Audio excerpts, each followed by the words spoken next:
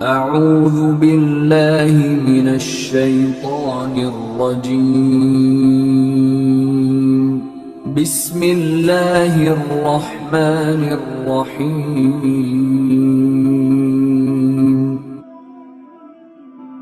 کچھ لوگ ایسے بھی ہیں جو اس رات کے اندر بھی کیا ہے محروم ہیں۔ کون کون سے؟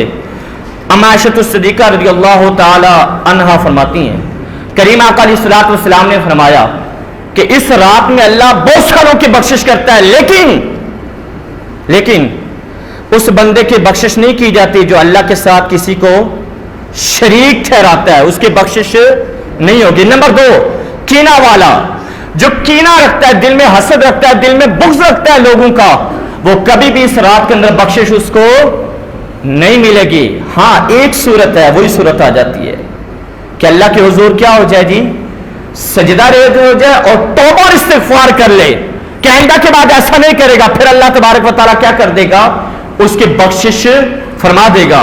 لیکن بغیر توبہ کے وہ آئے گا تو اس کی بخشش۔ اچھا کینہ اور بغض کیا ہوتا ہے؟ یہ ہمارے اندر یہ بیماری بڑی رچ بس چکی ہے، ہمارے اندر یہ بیماری کینہ اور بغض اور حسد، دوسرے کی چغلی اور غیبت کرنا، یہ بیماری ہمارے اندر بہت زیادہ ہو چکی ہے۔ لیکن جو اس سے جان چھڑا گیا نا، جو بچ گیا، اس سے یقیناً اللہ پاک اسے جنت عطا کرے گا۔ کیسے بھی جنت عطا کر۔ سنیں میرے آقا علیہ الصلوۃ والسلام تشریف فرماتے، توجہ سے بات سنیں یہ والی، حضور تشریف فرمائے، صحابی تشریف فرمائے، صحابہ کرام تشریف فرما ہے، اور کریم آقا علیہ الصلوۃ والسلام نے ایک بندے کو دیکھا، بندہ آ رہا تھا۔ بندہ، دلوں کو صاف رکھنا بڑا ضروری ہے، بغض سے، کینے سے، حسد سے، غیبت سے دلوں کو صاف رکھنا بے انتہا کا ضروری ہے۔ آقا نے دیکھا کہ ایک بندہ آ رہا ہے، حضور نے فرمایا اے میرے صحابہ، جس نے جنتی کو دیکھنا ہونا اس بندے کو دیکھ لے۔ اللہ اکبر۔ حضور نے فرمایا جس نے جنتی کو دیکھنا ہونا اس بندے کو دیکھ لے۔ حضور کی حدیث پاک ہے جو بندہ اللہ کی مخلوق پر رحم نہیں کرتا نا، اللہ اس پر رحم نہیں کرتا، اللہ اس پر کبھی بھی رحم، جو اللہ کی مخلوق پر رحم نہ کرے اللہ اس پر رحم نہیں کرتا۔ حضور نے فرمایا میرے صحابہ دیکھ لو، جس نے جنتی کو دیکھا اس شخص کو دیکھ لو۔ صحابہ کہتے ہیں ہم نے دیکھا، وہ شخص آیا ہمارے ساتھ بیٹھا رہا۔ ایک صحابی کہتے ہیں میں اس کا پیچھا کروں گا، یہ کرتا کیا ہے، جو یہ کرتا وہ میں کروں گا، اور میں بھی کیا کروں گا، جنت کما کے جاؤں گا۔ حضور نے یہ فرمایا ہے کہ جس نے جنتی کو دیکھنا ہو اس کو دیکھ لے، جس کو جنتی کو دیکھنا اس کو دیکھ لے۔ کہلا وہ بیٹھا رہا، مجلس سے رسول ختم ہو گئی اور وہ جانے لگا نا، تو میں بھی اس کے پیچھے پیچھے چل پڑا، اس کے پیچھے پیچھے چل پڑا، پیچھا کرتا گیا، اس کا گھر آ گیا، وہ اپنے گھر میں داخل ہوا۔ اب میں کیا کرنے لگا، اب میں دیکھنے لگا کہ بندہ کرتا کیا ہے۔ حضور نے جو فرما دیا یہ جنتی ہے، یہ بندہ کرتا کیا ہے۔ کہہ رہا میں صبح سے لے کر شام تک نہ دیکھتا رہا بندہ کرتا کیا ہے۔ کہہ رہا میں نے دیکھا کچھ نہیں کرتا، کچھ بھی نہیں کرتا خاص، بس اذان ہوئی، نماز پڑھی، اللہ تبارک و تعالیٰ کا ذکر کیا گھر میں۔ میں نے کہا یہ تو ہم بھی کرتے ہیں، وہ یار یہ تو ہم بھی کرتے ہیں، نمازیں تو ہم بھی پڑھتے ہیں، اس نے کون سا نیا کام کیا۔ اثر ہوئی، کہہ رہا شاید اب نیا کام ہو جائے۔ یا سنیں توجہ سے، آپ ایسے تو آتے نہیں ہیں ماشاءاللہ سے، جمعے والے جو اس ٹائم آتے ہیں جب وہ 5 منٹ رہ چکے ہوتے ہیں، تو میں اس ٹائم کیا بتاؤں آپ کو۔ تو ماشاءاللہ برکت والی رات ہے، رحمت والی رات ہے، میں نے بھی صحیح تیاری کی تھی، میں نے کہا چلو سبق ہی سنا دوں آپ کو۔ یار یاد رکھیں ہم سناتے اس لیے ہیں کہ شاید تیرے دل میں اتر جائے میری بات۔ علامہ اقبال کا شعر ہے، اپنے من میں ڈوب کر پا جا سراغ زندگی، اپنے من میں ڈوب کر پا جا سراغ زندگی، یا تم میرا نہیں بنتا نہ بن اپنا تو بن، اپنا تو بن، کم از کم اپنی فکر تو کرنا، تو اپنی فکر تو کر۔ کہنے عصر کی نماز کا ٹائم ہوا، میں نے کہا اب نیا کام کرے گا کوئی۔ کہنا عصر کی اذان کا ٹائم ہوا، نماز پڑھی گھر میں، کوئی کام نہیں ہے، اور مغرب ہوئی، مغرب میں نماز پڑھ گئے گھر میں، کوئی کام نہیں ہے، سب میں نے تو نہیں دیکھا۔ میں نے کہا یار ہم نمازیں تو ہم بھی پڑھتے ہیں۔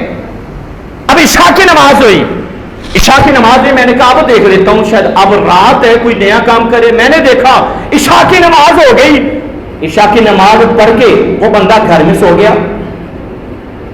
حضور نے فرمایا یہ بندہ جنتی ہے، حضور نے فرمایا یہ بندہ کیا ہے، جنتی ہے۔ حضور نے فرمایا کہنے لگا مجھے کچھ بھی نہ ملا نا تو میں نے صبح اس بندے سے پوچھا بھائی ذرا بات سن، کہنا میرے پاس آ گیا اور میں نے کہا یار تیرے بارے میں میرے آقا نے بڑی بات کی ہے، بڑی بات کی ہے، بڑی بات کی ہے۔ کہنا حضور نے کیا فرمایا؟ حضور نے فرمایا جس نے جنتی کو دیکھنا ہو نا تجھے دیکھ لے۔ بڑا خوش ہوا، کہنے لگا یار پر میں تیرے پیچھے آیا تھا، میں نے یہ دیکھنا تھا تو کرتا کیا ہے؟ حضور نے تجھے جنتی کس لیے بنایا ہے؟ کہنے لگا کہ میں نے دیکھا یہ کہ تو کچھ بھی نہیں کرتا، نمازیں پڑھتا، نمازیں تو ہم بھی پڑھتے ہیں، یار تو خود ہی بتا تو کرتا کیا ہے؟ کہنے لگا کچھ نہیں کرتا، کوئی لمبی چوڑی عبادت نہیں کرتا، بس اتنی بات ہے کہ کسی مسلمان کے لیے دل میں کھوٹ نہیں رکھتا میں، اور کسی مسلمان کا نقصان کسی مسلمان کے لیے غلط سوچتا نہیں ہو۔ شاید اس لیے میرے محبوب نے فرمایا ہوگا کہ یہ بندہ کیا ہے؟ جو کسی کا نقصان نہ کرے، جو کسی کی غیبت نہ کرے، جو کسی کی چغلی نہ کرے۔ تو یہاں پر حدیث پاک کیا تھی؟ کینہ بغض رکھنے والا اس کی بخشش نہیں ہوگی، رشتے کاٹنے والا، قطع تعلق کرنے والے کی بخشش نہیں ہوگی۔ اور پھر میرے آقا نے فرمایا جو ماں باپ کا نافرمان ہے نا اس کی بخشش بھی اس رات کے اندر نہیں ہوگی۔ آج کل موبائل پہ پتہ کیا ہوتا ہے؟ موبائل پہ معافیاں مانگے جا رہی ہیں۔ کس پہ جی؟ میسج ویلے بیٹھے ہیں، فارغ بیٹھے ہیں، چلو میسج ہی فارغ، مجھے آ گیا میں نے آگے کر دیا، اسے آگے اس نے آگے کر دیا، یہ معافی مانگی جا رہی ہے۔ یہ معافی ہوتی ہے؟ معافی تو یہ ہے کہ پہلے جو اس کا نقصان کیا ہے وہ پورا کر۔ یہ ماڈرن معافی نہیں، معافی چل پڑی ہے۔ منہ پاس جا کے کوئی کسی کو نہیں کہے گا یار میں نے تیرا فلان کام بگاڑا تھا، تجھے اتنا نقصان ہوا تھا، یہ اپنا نقصان پکڑ پھر کیا کر مجھے معاف کر دے۔ یہ تو ہی نا معافی۔ میسج فری پیکیجز ہیں، کوئی اپنا پیسہ نہیں لگنا، میسج فارورڈ کیا اگلے کے پاس، پھر اگلے کے پاس وہ معافی مانگ جا رہی ہیں۔ معافی کا اسلام میں یہ تصور نہیں ہے۔ معافی یہ ہے کہ پہلے تلافی کر، پہلے تلافی کر، پھر معافی مانگ، پھر اللہ بھی معاف کرے گا تجھے اور پھر اللہ کی رحمتیں بھی تیرے پر برسیں گی۔